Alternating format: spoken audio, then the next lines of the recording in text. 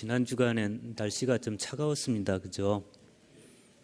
네, 저는 그래서 오늘 새벽 예배 마치고도 보니까 날씨가 쌀쌀해서 오늘은 예배 인원이 많겠구나 이렇게 생각을 했는데 아닙니다.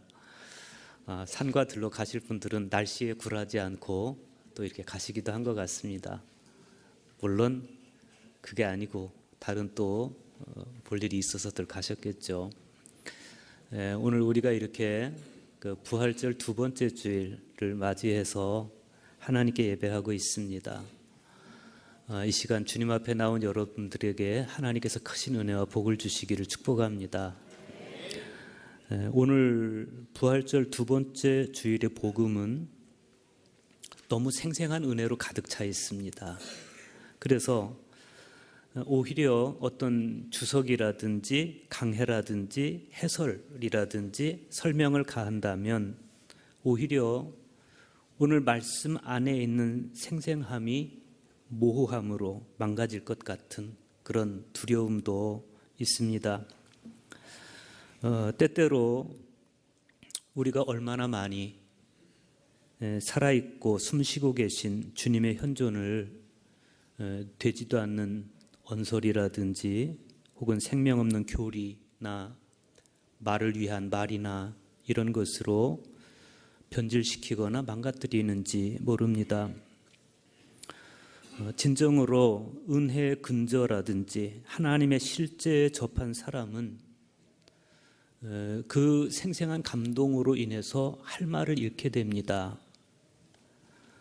왜냐하면 모든 언서를 다 동원해도 그 감격을 감히 표현할 길이 없기 때문에 그렇습니다. 그래서 진정 아는 자는 말이 없습니다. 오히려 모르는 사람이 떠들고 또 떠들어댑니다. 그런 측면에서 설교라는 것도 참 조심스러운 겁니다. 부활하신 주님께서 지금 여러분 가운데 와 계심을 느낄 수 있기를 바랍니다. 이 계절 안에서 주님의 손길을 느끼고 또 이 성전 안에 계신 주님의 현존을 느끼되 우리가 나누는 말씀을 통해서 너희에게 평강이 있기를, 너희에게 평화가 있기를 이렇게 인사하시는 주님의 음성을 여러분 심장에 가득 채우시고 하나님을 향한 기도와 침묵을 통해서는 우리를 향해 숨을 내쉬면서 성령을 받아라 하시는 주님의 숨결을 여러분 폐에 가득 채우시기를 바랍니다. 그러면 내 안에 주님 계시고 주님 안에 나 있음을 느낄 수 있고 맛볼 수 있고 또 깨달을 수 있고 받아들일 수 있게 될 것입니다. 그때 우리도 도마처럼 고백할 수 있습니다. 나의 주님, 나의 하나님이십니다. 이 고백의 외침이 병력 소리처럼 주님의 손길을 느끼고 주님의 현존을 느끼고 주님의 음성을 느끼고 주님의 숨결을 느끼는 여러분의 심장과 폐로부터 우러나와서 하나님을 향해 고백되기를 축복합니다. 그때 여러분은 내면으로부터 존재 전체로 퍼지는 주님께서 주시는 평화를 경험하게 될 것입니다. 오늘 우리가 같이 읽은 성경 말씀들은 우리에게 바로 그런 감격으로 살았던 사람들을 소개하고 있습니다. 먼저 사도행전의 말씀에서 누가는 초대교회 모습을 우리에게 소개하고 있습니다. 사도행전 4장 32절의 말씀입니다. 믿는 무리가 한 마음과 한 뜻이 되어 모든 물건을 서로 통용하고 자기 재물을 조금이라도 자기 것이라 하는 이가 하나도 없더라. 여기서 누가는 이 사람들 한 마음과 한 뜻이 되어서 물건을 서로 통용하고 자기 재물을 내 것이라고 말하지 않는 사람들, 이 사람들을 믿는 무리라고 말하고 있습니다. 부활하신 예수님께서 그들을 찾아오셔서 너희에게 평화가 있기를 이렇게 인사하시고 그들을 향해 숨을 내쉬면서 성령을 받아라 하셨을 때 자기들의 심장으로 받아들이고 자기들의 온 존재로 주님의 음성을 느끼고 주님의 숨결을 체험했던 이 제자들, 그들은 진정으로 믿는 무리가 되었습니다. 그래서 그 믿음이 저들의 삶의 형태를 저렇게 바꿔놓게 된 거예요. 아무것도 자기 것을 자기 것이라고 주장하지 않는. 그런가 하면 오늘 서신서의 말씀에서 사도 요한은 주님의 실제에 대해서 아주 독특한 표현을 사용하고 있습니다. 요한일서 1장 1절과 2절의 말씀입니다. 태초부터 있는 생명의 말씀에 관하여는 우리가 들은 바요, 눈으로 본 바요, 자세히 보고 우리의 손으로 만진 바라. 이 생명이 나타내신 바 된지라. 이 영원한 생명을 우리가 보았고 증언하여 너희에게 전하노니 이는 아버지와 함께 계시다가 우리에게 나타내신 바 된 이시니라. 우리는 사도 요한의 이 증언을 통해서 생명의 말씀이 태초부터, 즉 영원 전부터 선재하고 계셨다는 것을 알 수가 있습니다. 그런데 요한은 태초부터 선재한 이 생명의 말씀을 우리가 들었다, 보았다, 손으로 만졌다 이렇게 표현하고 있습니다. 말씀을 들었다 그러면 그건 이해가 가지만 말씀을 보았다 이건 잘 이해가 가지 않습니다. 더구나 우리 손으로 만진 바라 이렇게 이야기하면 이게 좀 문법적으로도 잘 안 맞는 이야기처럼 느껴집니다. 어떻게 이런 표현이 가능했을까? 이것은 요한이 예수 그리스도를 보고 한 이야기입니다. 어거스틴은 삼위일체론에서 이 요한의 증언을 이렇게 설명했습니다. 영원한 생명의 말씀이 하나님과 함께 계셨다라는 표현에서 말씀은 확실하게 성자로만 해석되어야 한다. 이는 말씀이라고 부르는 것은 형상이라고 부르는 것과 같은 뜻이며 같은 분을 말하기 때문이다. 성부와 성자 두 분이 다 형상이신 것이 아니라 성자만이 형상이시라. 그러니까 요한이 들었고 보았고 만졌다. 이분은 형상이신 예수님에 관한 말씀인 겁니다. 그런데 요한이 이런 증언을 한 이유가 있습니다. 그게 중요합니다. 왜 요한은 이런 말을 하느냐? 요한일서 1장 3절에 보면 이렇게 말씀합니다. 우리가 보고 들은 바를 너희에게도 전함은 너희로 우리와 사귐이 있게 하려 함이니 우리의 사귐은 아버지와 그의 아들 예수 그리스도와 더불어 누림이라. 요한은 이 증언을 통해서 사람들을 자신과의 사귐 안으로 초청하고 있습니다. 왜 그렇습니까? 자신들과의 말씀이 있는 사귐은 곧 아버지와 그의 아들 예수 그리스도와의 더불어 누림이 되기 때문에 그렇습니다. 주님의 손길을 느끼고 주님의 현존을 느끼고 그분의 음성을 느끼고 그분의 숨결을 느끼는 이 느낌이 우리 심장으로부터 우러나오고 우리의 폐로부터 우러나온다라는 것은 그것은 우리가 지금 주님과 사귀고 있다는 증거가 되겠습니다.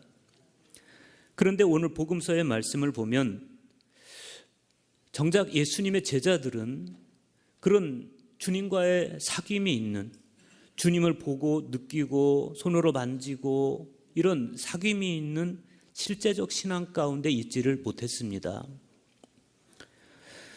그래서 요한복음 20장 19절에 증언된 복음서의 상황이 이렇습니다. 이날 곧 안식 후 첫날 저녁 때 제자들이 유대인들을 두려워하여 모인 곳에 문들을 닫았더니 그랬어요. 안식 후 첫날, 우리 기준으로 말하면 주일 저녁입니다. 이때 제자들이 모인 곳에 문들을 다 닫고 있었다. 그래요. 문들을 닫고 있었다. 이게 복수로 표현되어 있습니다. 그러니까 뒤라 그러면 문인데 뒤론 이렇게 표현합니다. 그러면 한 개의 문이 아니라 여러 개의 문을 다 닫고 있었다. 그런 이야기입니다. 그것도 그냥 닫은 것이 아니라 막대기를 가로질러 끼워서 퀘클레이스 메논, 굳게 닫고 있었다. 강력하게 닫아 걸고 있었다. 그런 이야기입니다. 왜 이렇게 이들은 문이란 문은 다 닫아 걸고 있는 겁니까? 두려워서 그랬습니다. 이 사람들이 예수님을 두려워한 이유는, 제자들이 유대인들을 두려워한 이유는 예수님이 십자가의 처형을 당했기 때문에 그래요. 자기들이 스승을 처형한 이 사람들이 언제 우리를 체포하러 올지 모르기 때문에 그들은 너무 두려웠고, 그래서 문이란 문은 다 굳게 닫아 걸고 있었습니다. 이들은 지금 두려움 가운데 사로잡혀 있습니다. 왜 그럴까? 조금 깊이 생각해 보면 이들 두려움의 진짜 이유는 뭐냐면 지금 주님과 같이 있지 않기 때문에 그렇습니다. 주님의 음성도 느껴지지 않고 주님의 숨결도 느껴지지 않는, 마치 고아와 같은 상태에 있었기 때문에 지금 이들은 극심한 두려움 가운데 있는 겁니다. 오심과 떠나심, 임재와 부재 사이의 긴장감이 지금 제자들이 처해 있는 현실이었습니다. 우리 신앙에 꼭 그럴 수 있습니다. 사실 제자들이 이렇게 두려워하는 모습은 오늘날 주님의 임재와 부재 사이를 오가는 저와 여러분의 모습이기도 한 겁니다. 그런데 그곳으로 주님이 오셨습니다. 모인 곳에 문들을 닫았더니, 이 말씀은 그렇게 굳게 닫아 걸을 만큼 지금 제자들이 두렵다, 이걸 보여주기도 하지만 또 다른 측면에서는 그럼에도 불구하고, 그렇게 굳게 닫혀 있음에도 불구하고 아무런 장애를 느끼지 않고 부활하신 주님이 오셨다, 이것도 보여주고 있습니다. 주님께서 그렇게 오셔서 제자들에게 말씀하십니다. 너희에게 평강이 있을지어다. 그리고 주님께서 당신의 손을 보여주시고 옆구리를 보여주시는데, 이 상처는 주님이 처형당하실 때 당한 상처였습니다. 그러니까 지금 오신 주님은 부활하신 주님인데, 부활하신 주님께서 당신의 몸에 난 상처를 보여주셨다는 것은 지금 과거의 예수님의 육체의 몸과 부활하신 예수님의 몸이 연속선상에 있다는 것을 우리에게 보여주고 있어요. 그 모습을 보고 제자들이 비로소 기쁨을 회복합니다. 그리고 이어지는 말씀을 보십시오. 21절에서 23절입니다. 예수께서 또 이르시되 너희에게 평강이 있을지어다. 아버지께서 나를 보내신 것 같이 나도 너희를 보내노라. 이 말씀을 하시고 그들을 향하사 숨을 내쉬며 이르시되 성령을 받으라. 너희가 누구의 죄든지 사하면 사하여질 것이요 누구의 죄든지 그대로 두면 그대로 있으리라. 예수님께서는 지금 두려움 가운데 있는 제자들에게 다시 기쁨과 평안을 회복시켜 주실 뿐만 아니라 다시 한번 그들을 향해서 숨을 내쉬면서 성령의 은총을 회복시켜 주십니다. 오늘 여러분에게 이런 회복이 있기를 축복합니다. 하나님의 숨결을 회복하고 성령의 은총 안에 있을 때, 그때 비로소 우리는 사명을 감당할 수 있는 힘을 얻게 됩니다. 그런데 공교롭게도 예수님께서 찾아오셨을 때 그 자리에 도마는 없었습니다. 그래서 도마는 다른 제자들이 우리가 주님을 보았다고, 우리가 부활하신 예수님을 만났다고 할 때 믿을 수 없었습니다. 그래서 도마가 딱 잘라서 이렇게 말합니다. 내가 그의 손의 못자국을 보며 내 손가락을 그 못자국에 넣으며 내 손을 그 옆구리에 넣어보지 않고는 믿지 아니하겠노라. 이 한마디 때문에 도마는 지난 2000년 동안 의심 많은 도마라고 하는 그런 불명예스러운 캐릭터를 뒤집어쓰고 말았습니다. 그런데 우리는 이 부분을 고민해 보지 않을 수가 없습니다. 과연 지금 도마의 이 의심은 그렇게 불경스럽기만 한 것일까? 결코 그렇지 않습니다. 오히려 의심 없는 확신, 맹목적인 신앙 이런 것이 더 위험할 수 있습니다. 자기 확신에 찬 사람들은요, 좀처럼 남의 말에 귀를 기울이지 않습니다. 회의를 통과하지 않은 성스러움, 오히려 이런 것이 자신에게나 타인에게 폭력으로 작용할 수도 있습니다. 확신에 찬 사람이 얼마나 타인에 대해서 폭력적일 수 있는지 우리는 잘 알고 있습니다. 오히려 맹목적인 확신보다는 회의를 거친 합리적인 의심, 이것이 우리를 더 성숙한 인식의 세계, 믿음의 세계로 인도할 수 있습니다. 데카르트는 참으로 알기 위해서는 모든 것을 의심해 보지 않으면 안 된다, 이렇게 말했습니다. 적어도 데카르트의 말대로라면 보지 않고는 믿을 수 없다라고 말하는 도마의 태도가 비난받을 이유는 어디에도 없습니다. 삶은 참 모호한 것입니다.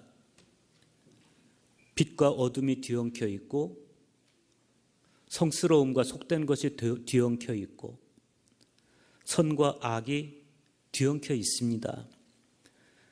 그렇기 때문에 그 누구도 삶에 대한 분명한 해답을 가지고 있지 못합니다. 어제까지는 분명히 옳았던 것이 오늘은 옳지 않을 수도 있습니다. 그렇기 때문에 우리는 매번 새롭게 물어야 됩니다. 세상에 어떤 것도 당연하지 않기 때문에, 물론 만져보지 않고 눈으로 보지 않으면 나는 믿지 않겠다라고 말하는 이 도마의 태도가 반드시 옳은 것도 아닙니다. 세상에는 눈에 보이지 않는 진실, 눈에 보이지 않는 현실이 얼마든지 있어요. 그렇기 때문에 내 손에 만져지고 내 눈에 보이는 것만이 진실이고 현실이라고 믿는다면 어찌 보면 그것도 참 천박한 생각일 수 있습니다. 우리가 지난주 말씀에서 본 것처럼 베드로와 다른 제자가 그랬습니다. 그들은 요한이 이들을 이야기하면서 이들이 무덤으로 달려가서 보고 믿었다. 지난주 말씀에서 그렇게 이야기하는데, 그때 이들이 무덤에서 보고 그리고 믿은 것은 예수님이 부활하셨구나, 이걸 믿은 게 아닙니다. 예수님의 시신이 사라졌다더니 정말 사라져버렸구나, 이걸 보고 믿었다는 겁니다. 우리 눈으로 본다라고 하는 것은 나에게 믿음과 확신을 줄 수 있는 동기가 되기도 하지만 오히려 반대로 지고한 믿음을 가로막는 유혹일 수도 있습니다. 또 참 믿음은 반드시 시각적인 것에서만 얻어지는 것이 아니고 감추어진 내면성과 내적 의미를 깊이 성찰함으로써 얻을 수 있는 것이기도 합니다. 감추어진 내면성과 내적 의미를 성찰한다는 것은 눈에 보이는, 우리 눈으로 볼 수 있는 그 이면에 숨겨져 있는 현실, 이면에 숨겨져 있는 진실, 거기에 관심을 두고 깨달아가는 과정을 이야기하는 겁니다. 그런 측면에서 오늘 도마의 태도가 반드시 옳다라고 말할 수도 없다는 겁니다. 여러분은 속으로 그런 생각하실지도 모르겠습니다. 지금 뭔 말을 하는 거야. 어떤 때는 도마의 태도가, 앞에서는 도마의 태도가 내 눈으로 보고 손으로 만져보지 않고는 믿을 수 없겠다, 이 합리적인 의심이 맹목적인 의심보다는 낫다라고 말했다가, 또 그 다음에는 그래도 꼭 보고 믿는 것이 꼭 좋은 것은 아니다, 보이지 않는 이면에 있는 것을 성찰해야 된다. 이렇게 도대체 어떤 게 맞는 거야? 이렇게 생각할 수 있죠. 중요한 건 제 말이 아니고 예수님의 생각입니다. 예수님께서 어떤 생각을 가지고 계시느냐? 오늘 26절과 27절에 보면 예수님의 생각이 나와요. 여드레를 지나서 제자들이 다시 집 안에 있을 때 도마도 함께 있고 문들이 닫혔는데 예수께서 오사 가운데 서서 이르시되 너희에게 평강이 있을지어다 하시고 도마에게 이르시되 내 손가락을 이리 내밀어 내 손을 보고 내 손을 내밀어 내 옆구리에 넣어보라. 그리하여 믿음 없는 자가 되지 말고 믿는 자가 되라. 예수님의 말씀의 방점은 그러므로 너는 믿는 자가 되라는 겁니다. 믿는 자가 되라. 보지 않고 믿든지 보고 믿든지 이건 그렇게 중요한 건 아닌 것 같습니다. 그래서 요한도 이때 도마가 예수님의 말씀을 듣고 예수님의 옆구리에 손을 넣어봤는지 예수님의 손을 넣어봤는지 거기에 대해서 이야기하지 않아요. 왜냐하면 요한도 그건 별로 중요하지 않다고 여긴 것 같습니다. 여기서 중요한 건 믿는 자가 되라는 겁니다. 믿는 자가 되라. 믿음 없는 자가 되지 말고 믿는 자가 되라. 이 말씀에 예수님 의향의 방점이 찍혀 있습니다. 그렇기 때문에 예수님께서 도마에게 네 손가락을 이리 내밀어 내 손을 보고 네 손을 내밀어 내 옆구리에 넣어봐라. 이 말씀은 예수님의 진심이었을 거예요. 진짜 그렇게 해서라도 믿는 자가 되라. 보십시오. 그러면 나머지 다른 제자들은 안 보고 믿었습니까? 그렇지 않습니다. 나머지 제자들도 보고 믿었습니다. 요한복음 20장 20절에 보면 이 말씀을 하시고 손과 옆구리를 보이시니 제자들이 주를 보고 기뻐하더라 그랬습니다. 나머지 제자들도 보고서야 믿었고 보고서야 기쁨을 회복했습니다. 오늘 요한 1서에 보면 서신서의 말씀에서 사도 요한도 말씀에 관하여는 우리가 들은 바요, 눈으로 본 바요, 자세히 보고 우리 손으로 만진 바라. 그러면서 자기들의 믿음이 눈으로 보고 또 귀로 듣고 눈으로 보고 손으로 만진 믿음이었다고 하는 것을 우리에게 보여주고 있습니다.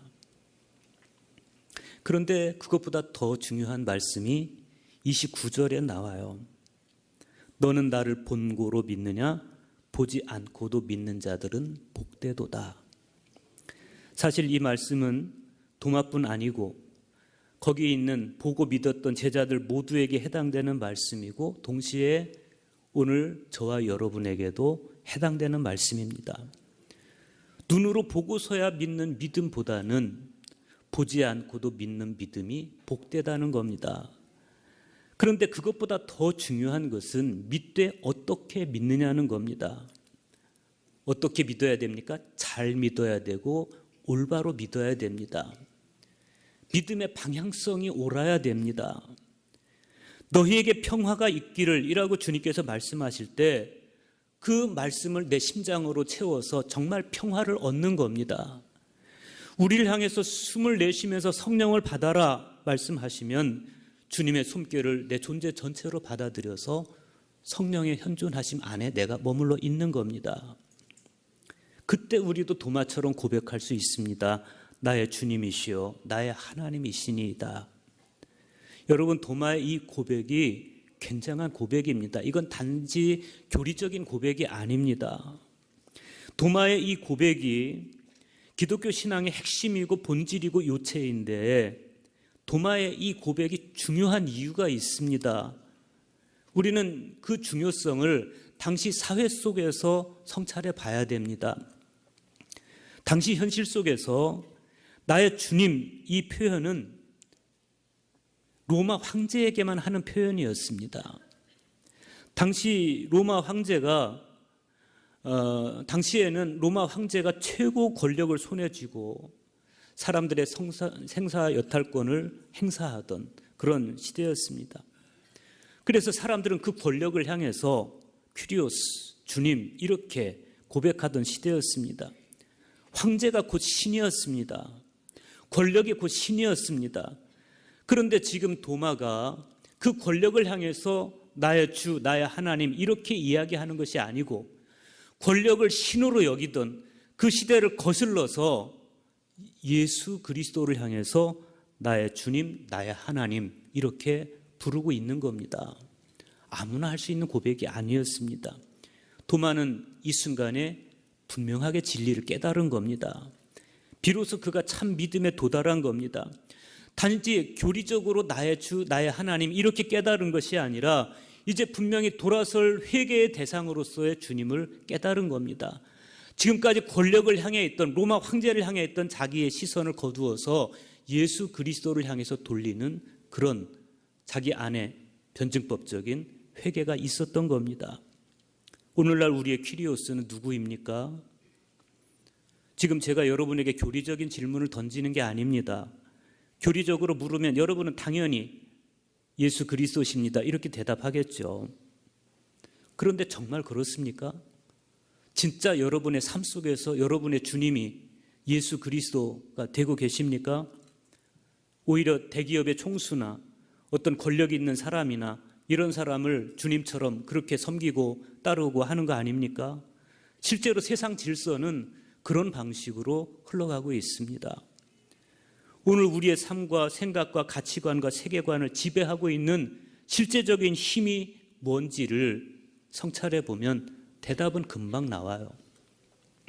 현대인들은 세속적인 힘, 즉 경제 만능주의 혹은 권력 숭배라는 이 우상 숭배에서 자유롭지 못합니다. 맘모니즘이라고 하는 것은 돈을 신으로 숭배한다는 겁니다. 사람들은 돈을 보면서 키리오스, 나의 주님 이렇게 말합니다. 물론 입으로 그렇게 말하지 않지만 그러나 마음으로는 돈을 숭배합니다. 교리적으로 예수님을 나의 주님이라고 고백했던 초기 기독교인들이 처해있던 상황도 사실은 그랬습니다. 그들은 이미 베드로의 고백을 통해서 진짜 진리가 뭔지를 알고 있었습니다. 가이사랴 빌립보에서 베드로가 했던 주님이 기뻐하셨던 그 고백이 뭡니까? 주는 그리스도시요 살아계신 하나님의 아들이십니다. 이후로 사람들은 이 고백을 알고 있었습니다. 알고 있었지만 그러나 이 고백대로 살아내지는 못하고 있었습니다. 여전히 그들은 로마 황제를 중심으로 한 제국의 질서가 마치 자신들을 구원하는 진리처럼 그렇게 여기고 있었습니다. 로마가 세상에 평화를 준다고 생각하고 있었습니다. 여러분, 이렇게 존재 가득히 주님이 느끼고 주님이 경험되지 않은 신앙은 오히려 신자를 나약하게 만들 뿐만 아니고 오히려 하나님의 실제를 가리고 하나님으로부터 우리를 점점 떼어놓는 강력한 우상이고 유혹일 수 있습니다. 그런데 그런 사회 질서를 깨뜨리는 고백이 지금 도마의 심장으로부터 우러나온 겁니다. 나의 주님이시여 나의 하나님이시니이다. 이 도마의 고백에서는 이제 나는 더 이상 맘모니즘도 따르지 않을 것이고 더 이상 로마 황제에게 굴복하지 않을 것이고 나의 주님은 오로지 주님밖에 없습니다. 이 결연한 고백이 그 안에 담겨 있는 겁니다. 어떤 사람들이 이런 고백을 할 수 있습니까? 어떤 사람들이 이런 고백을 따라 살아갈 수 있습니까? 자신의 심장으로, 펄펄 뛰는 심장으로, 자신의 폐로 주님의 음성을 느끼고 주님의 숨결을 느끼고 그리고 그 주님의 현존하심 안에서 살아가는 사람, 그것이 나의 현실인 사람, 그런 사람들이 이 세상 질서를 거슬러서 예수 그리스도를 보고 나의 주님, 나의 하나님 이러고 그분을 따를 수가 있는 겁니다. 그때 우리는 비로소 진정한 믿음의 사람이 되는 것입니다. 오늘 저와 여러분이 그렇게 혹은 보지 않고도 믿을 수 있든지 혹은 보고서야 믿을 수 있든지 어떠하든지 방법은 어떠하든지 분명한 믿음을 회복하고 이 세상 속에서 세상의 질서를 거슬러서 주님이 현실적으로 나에게 건강과 부를 주시지 않는다 할지라도 그래도 그 주님만이 나의 주님이시라고 고백하면서 나의 주, 나의 하나님 이 고백이 우리의 심장으로부터 우러나오는 저와 여러분 될 수 있기를 주님의 이름으로 축원합니다.